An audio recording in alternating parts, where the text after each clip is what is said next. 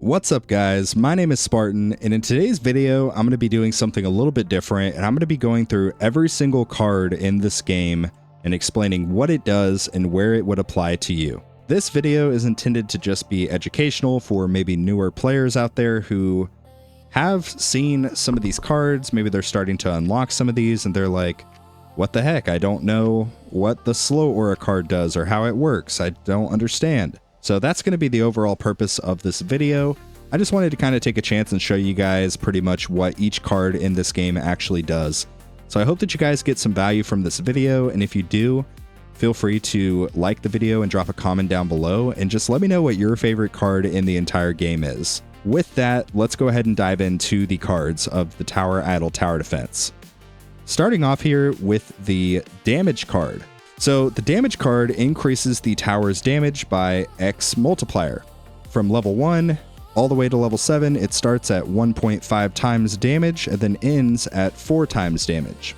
What this actually affects is your tower damage right here. And your tower damage actually affects all of your ultimate weapon damage. So the damage card is a very good card, especially for things like your death wave health early on, trying to get your death wave health up, because the more damage you have with your death wave, the quicker you can actually stack up this death wave health. So the damage card really helps out with that quite a bit. Just to be clear, this does not directly impact your ultimate weapon damage in the sense that you don't get 4 times more ultimate weapon damage.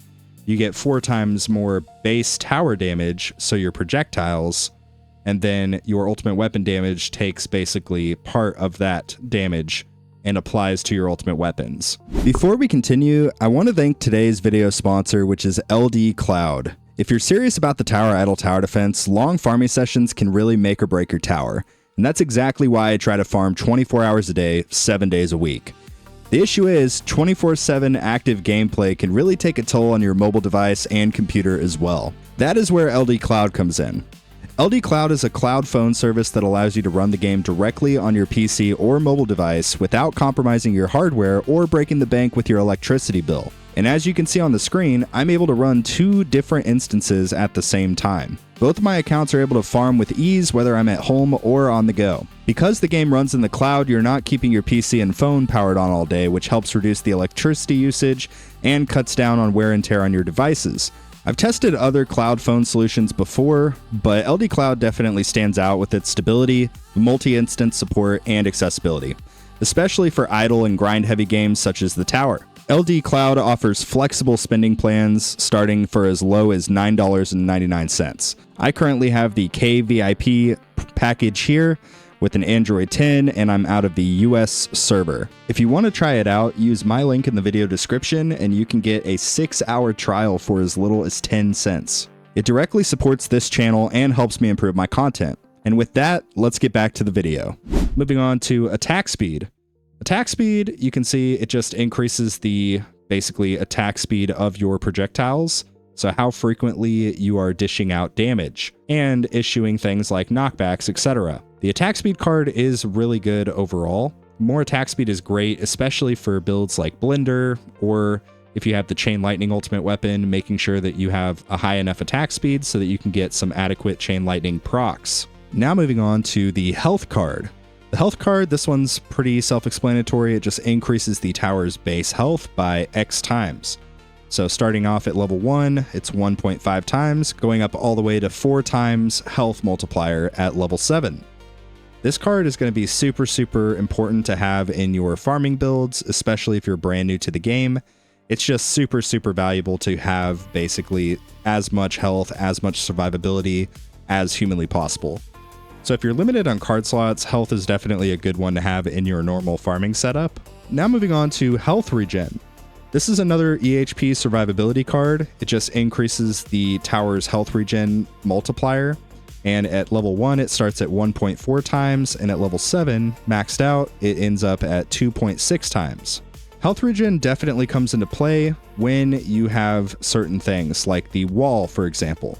If you have the wall, there's a mechanic within the wall called wall regen, and it takes a percentage of your health regen, which is right here, and applies it to your wall's health. Likewise, if you have the wormhole redirector module, it says here, health regen can heal at all of these different levels up to 100% of your package recovery health. Your package recovery health is, of course, this extra health right here. Having high health regen is definitely really important, especially when you kind of have either of those two criterias. Either you have the wall unlocked or you have the wormhole redirector module. Both of those criterias, it becomes super, super impactful. If you're not in that situation and you're brand new to the game, it's not as important. You would get better results just having like the health card in, for example. And now moving on to the range card. So the range card is interesting. It just increases the tower's max range by at level 1, 1.15, then level 7, 1.45. The tower's max range, it is a pretty important variable overall, just increasing the amount of time it takes for enemies to get to your tower. But there are a few key things that you want to consider when you're basically using the range card or not. First things first is your black hole size. If you're farming on too high of a range and your black hole size is not really big enough to make that make sense, you're actually going to be missing out on some coin income. You can see where the orbs are going on the screen right here. I'm basically killing all of the enemies within my black holes. If your black hole size is not big enough to really justify having the range card equipped, then you probably should try to avoid having the range card equipped altogether. It is a pretty good card if you know what you're doing with it, but it can kind of screw up your farming if you're not paying attention to it. Now moving on to the cash card. Cash card is really good as well. It just says it increases all cash earned by a specific multiplier. At level 1, it's 1.2 times. Then at level 7, it's 2.4 times. So cash is a really good card overall. It's very helpful when you're first starting out, right? Because when you're first starting out the game, you want to upgrade all of this stuff. You want to try to give your workshop the best chance possible. So maxing out some of these crucial things during the run, like cash bonus, coins per kill, your free upgrades for the blender build, and then obviously focusing pretty heavily on your survivability. But the cash card basically gives you extra cash when you kill the enemies to actually fund that. So it's definitely a really good card overall. Now moving on to the coins card. This one is very similar to the cash, but this applies to your coins. So more coins earned. This is absolutely a must-have for your farming setup. Pretty obvious, right? But increase all coins earned by X times. And you can see the effectiveness of your coins card by clicking right here on your coin multiplier, and it'll pull it up, right? And you can see all of your multipliers that all add up together, and they end up being your total bonus, which is right here. So you can see I have 6999 times multiplier with the coins card equipped. And if I were to unequip it, you can see it basically cut directly in half, which is absolutely insane. So make sure if you're trying to get more coins, if you're doing your farming runs, make sure that you have the coins card equipped, please. Now moving on to Slow Aura. Slow Aura is also pretty decent. It just says all enemies in the tower range speed is decreased by different percentages. At level 1, it's 13%. At level 7, maxed out, it ends up being 31%. This one really comes into play mostly for things like milestone runs and tournaments, but earlier on, it's not that big of a deal. Now moving on to the next row here, we have Critical Chance. This one just increases the critical chance by a certain percentage. At level 1, it's 5%, and it maxed out at level 7, it's 11%. This can be seen right here in your critical chance right here, and this does affect your ultimate weapon damage. You can see if I pull up my Chain Lightning, for example, it says that it accounts for crit, super crit factor, and chance. Having a higher crit chance definitely does help in terms of your ultimate weapon damage, and also your just projectiles as well. One thing to consider if you are using the critical chance card is that if you do exceed 100% crit chance, that doesn't mean that you're wasting time. Exceeding crit chance still applies extra added crit chance damage. Don't feel like you have to just stop at 98, 99, or 100%, because if you go over that, you get an additive crit chance damage bonus. So crit chance is very good to have, especially if you're running like a hybrid build or a more damage focused build. Now moving on to enemy balance. Enemy balance is very similar to the cash card, except you get extra enemies as well. So this card is an absolute must for the early game farming. If you only had like 3 card slots, enemy balance needs to be one of them, at least in terms of farming. Because although you do get extra enemies spawned each wave, you get a huge cash bonus maxing out at 1.9 times, and at level 1 it's 1.3. And the main reason that enemy balance is a super good econ card actually comes from the extra enemies that spawn. By having these extra enemies spawn, you're inevitably going to be getting more coins from those enemies spawning. Now moving on to extra defense. Extra defense is also super good for EHP builds in particular. It just increases your defense percentage by a certain percentage, maxing out at 11% and starting out at 5%. Extra defense is really important because defense percentage just affects the percent of incoming damage that is reduced. So this is applied before defense absolute. Once you achieve, for example, the max defense percentage, you want to pay attention to the enemy's damage, which is this number right here. Especially for EHP builds, the damage card, especially for EHP builds, the defense percentage card is an absolute must-have, kind of to go side by side with your health card. Now moving on to the Fortress card. Fortress is similar sort of to like health regen and health in the way that it basically works. It just gives you a multiplier on your defense absolute, which again is damage mitigation that basically applies after your defense percentage. So if you get 98% defense percentage, then your defense absolute is high enough, you're going to be mitigating so much damage and not even taking any damage.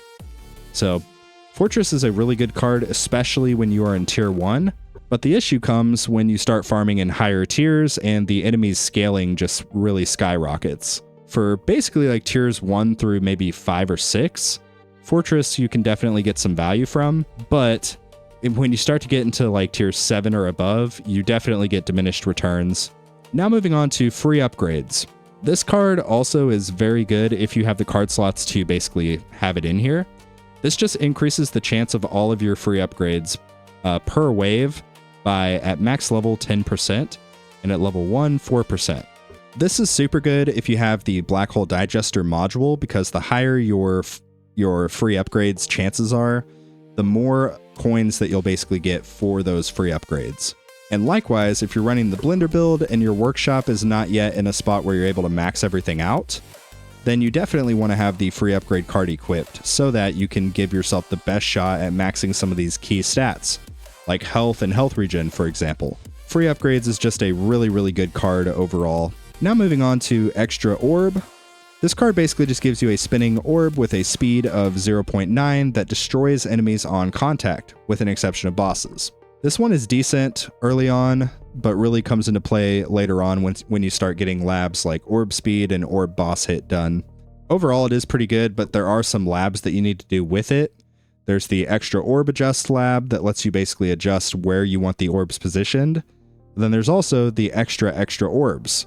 Without these labs, this card's not super great, but whenever you do get these labs completed, it does become pretty useful. Now moving on to Plasma Cannon.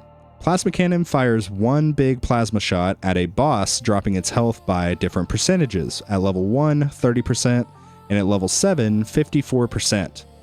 54% of the boss's health just immediately erased. Fantastic. Super valuable for tournaments, milestone pushes, etc. This card is a must for those particular situations. If you have the card slots available, you could also include it in your farming setup. There's no issue there. And then obviously you'll just end up killing the bosses later on with either your ultimate weapon damage or like thorns and orbs. But Plasma Cannon is a fantastic card overall. Next on the list is going to be Critical Coin. Critical Coin basically says that basic enemies destroyed by critical damage have a chance of dropping coins by 30%. And there's different percentages attached to that, right? So at max level, it's 33%, and at level 1, it's 15%. One crucial element to the Critical Coin card that commonly gets misconstrued is they see the word critical, and they instantly equate that to critical chance, critical factor.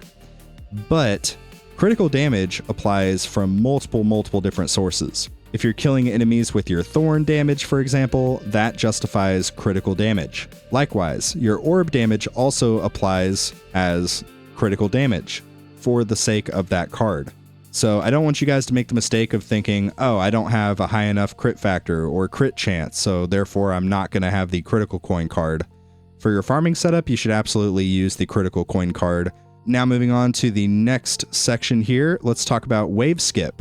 Wave skip just gives you a percentage chance of skipping waves while still earning cash and coins equal to, this is the real kicker, 1.1 times the value of the wave enemies that you would have had. So this card is super valuable for both farming and tournaments.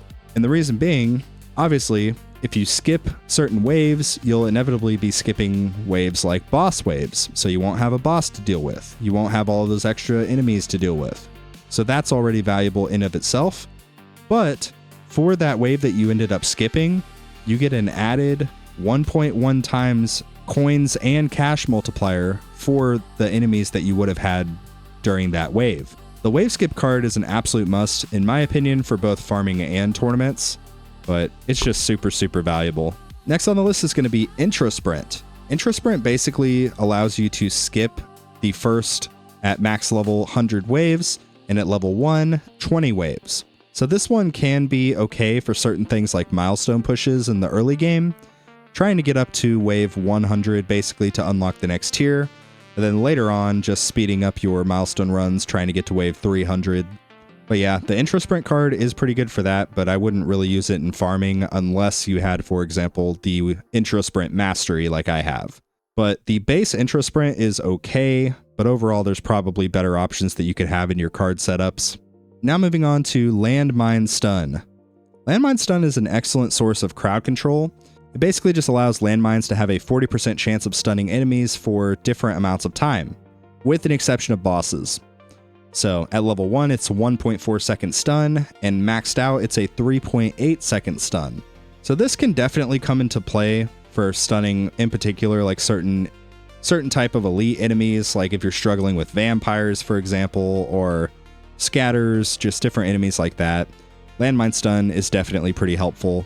Now moving on to Recovery Package Chance. This card basically just increases the spawn chance of a recovery package.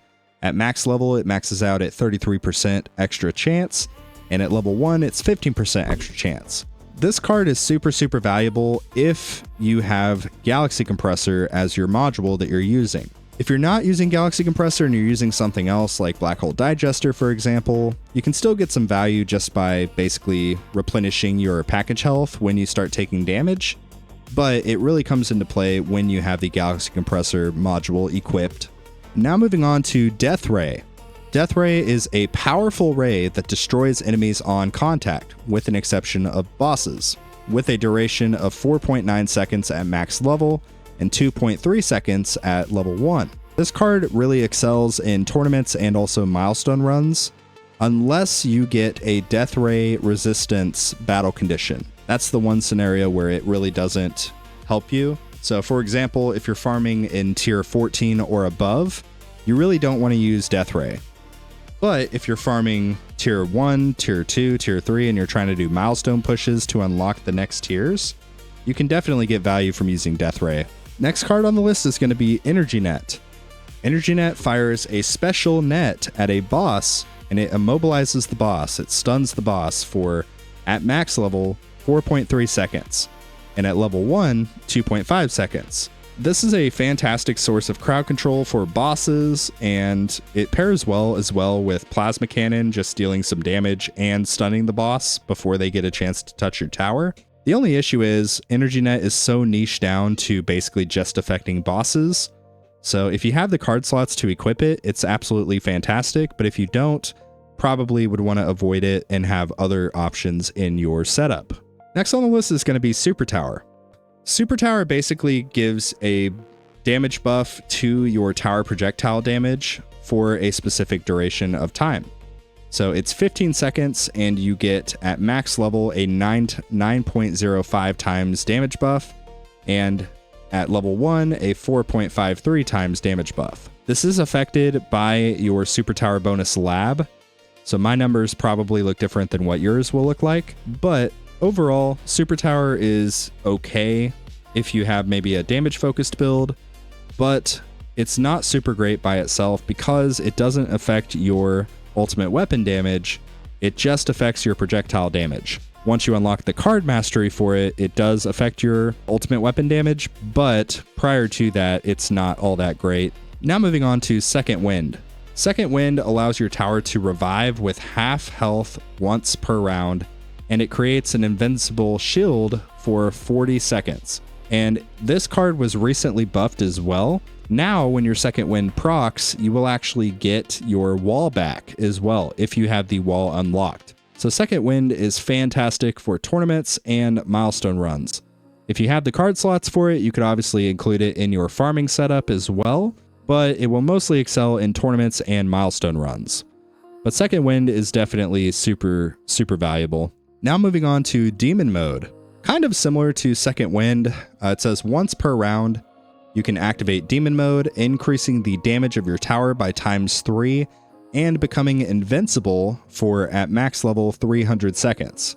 At level 1, it's 180 seconds, so 3 minutes. This card, very similar to Second Wind, is going to be fantastic for things like milestone pushes and tournaments as well, where you're really just trying to get as high waves as humanly possible. Again, if you have enough card slots, you can absolutely put Demon Mode in your farming setup, but it's mostly going to excel for tournaments and milestone runs. Next on the list is going to be Energy Shield. This creates a shield that ignores a single attack, and it replenishes after at max level 8 minutes.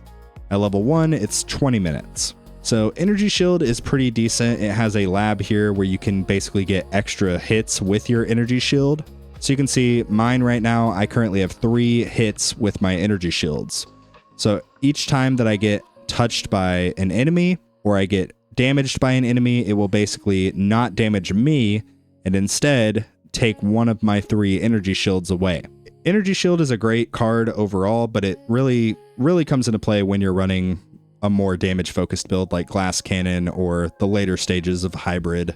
Prior to those 2 scenarios, it's not going to be super useful overall other than like getting your Energy Shield event mission done. Now moving on to Wave Accelerator. Wave Accelerator reduces the cooldown between waves by at max level 54% and at level 1, 30%. Wave Accelerator is a must-have for your farming setup as well. It plays with the secret currency in the tower, which is time. Time is super valuable in allowing your runs to get done a little bit quicker by having reduced wave cooldowns. It's going to be really good for you. Maybe it could be the difference between completing 2 farming runs in a day and completing 3 farming runs in a day. It's very valuable for your farming setup, and even at level 1, I still think you should throw it in your basic farming setup once you get this card. Next on the list is going to be Berserker. Berserker is very similar to damage in a way that you get a huge damage buff, and the only difference is your damage increases by at max level 1.4%. Of the total damage absorbed during that particular round. So at level 1, it's 0.8%, and at level 7, it's 1.4%, and it caps out at 8 times tower damage. This is fantastic if you are brand new to the game, and you're basically relying on lifesteal. Once you get to that point, and you're relying fully on lifesteal, Berserker really helps you out, especially in things like tournaments. Later on, when you get things like the Wormhole Redirector module and you get the wall unlocked and you're starting to rely more heavily on health regen versus lifesteal, it's still pretty valuable to have, but you start to get some diminished returns. And then Berserker really becomes impactful again when you get to the stage of running Hybrid or Glass Cannon. Moving on to Ultimate Crit. Ultimate Crit is a really good card overall. It basically gives your ultimate weapons a percentage chance to deal critical damage of ×370. Tower critical factor. This critical damage is directly correlated to your crit chance and critical factor. At max level, you get a 3% chance of that happening, and at level 1, you get a 1% chance. The main value for Ultimate Crit will come from ultimate weapons such as your Death Wave, your Chain Lightning, really any of your damage-focused ultimate weapons, but mostly probably for the majority of you guys watching this, it's going to be mostly impactful for your Chain Lightning. Next on the list is going to be the Nuke card. Nuke, basically, it's a toggle that you click similar to Demon Mode, and it just, you tap Nuke and you destroy a certain amount of enemies. So at level 1, you blow up 25% of the enemies, and at level 7, maxed out, you kill 100% of all of the enemies currently spawned on the screen. This card is going to be pretty valuable for tournaments and milestone runs as well, not as much so for farming. And one thing I forgot to mention with Nuke, Demon Mode, and Second Wind is all 3 of these cards have a particular lab that allows you to recharge that particular card. So instead of Nuke being a one-time use, once you activate Nuke at max level for the lab, you would get Nuke back in 300 waves. Similar thing with Demon Mode. Once you max the lab out for the Demon Mode recharge, you get it back in 300 waves. And for Second Wind, you get Second Wind back in 400 waves. And last but not least is the Area of Effect card. You unlock Area of Effect way later on in the game, but I'll just tell you guys what it does. It just increases the area of effect damage for basically any of your area of effect ultimate weapons, bots, etc. So it affects the damage of your inner landmines, your poison swamp, your smart missiles, your flame bot, and your landmines by a certain percentage. At max level, it's 25%, and at level 1, it's 5%. So this card is pretty good when you get to the later stages of running like a damage focused build, but probably wouldn't use it for like an EHP build. But yeah, guys, that covers basically every single card currently available in the Tower Idle Tower Defense. I really hope that this video was valuable for you guys and can really just act as a guide for the cards. Yeah, just kind of going back to the basics, literally telling you guys what every single card does. I think it's valuable. Maybe it is, maybe it's not. I would have wished I had it when I first started playing, because I'm pretty sure when I first started playing, I was farming with Death Ray, which is definitely not ideal for your coin income. So if you guys know somebody that's brand new to the tower, maybe just send them this video so that they can be educated on cards and what they all do. And yeah, I'd greatly appreciate the shout out as well. And with that, that's going to conclude the contents of today's video. Leave a like on the video if you enjoyed it, subscribe if you're new to the channel, and drop a comment down below and let me know what your favorite card in the game is.